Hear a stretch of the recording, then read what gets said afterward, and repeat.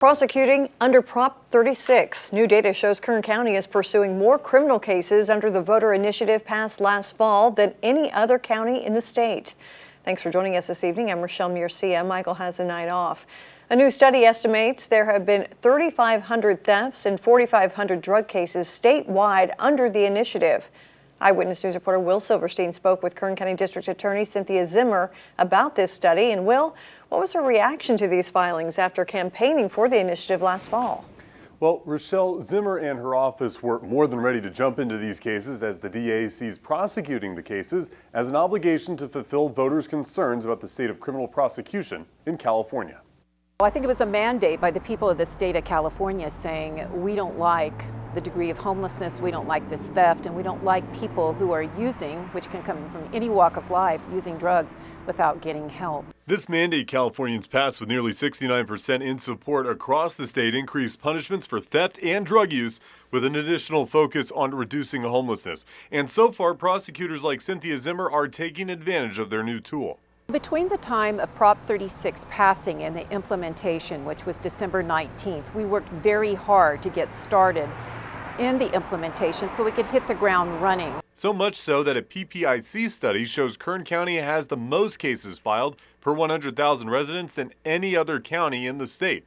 Zimmer suggests she is making good on the voices of Kern County residents who passed the initiative with 77% of the vote. We gathered over 30,000 signatures, so we're very pleased about Kern County's participation and even getting the proposition on the ballot. Zimmer would gather signatures in front of local businesses that wanted to see a change. We spoke with one local business here in downtown Bakersfield about how they say it's been quieter on these streets since the start of the year.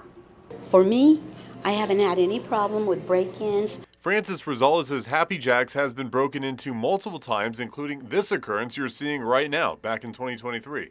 Rosales feels her area is growing safer due to the greater punishment. So surprise you try stealing. It's not like it used to be. Now you do go to jail.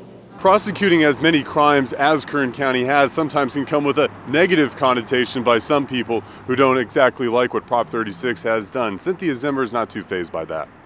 Is this an example for what the rest of the state could be as far as how you're treating Prop 36?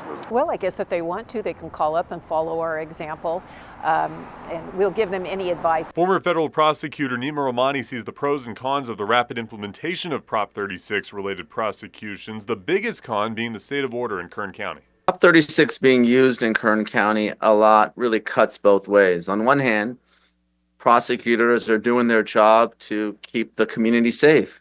But on the other, it really shows that there's a significant drug and crime problem in Kern County.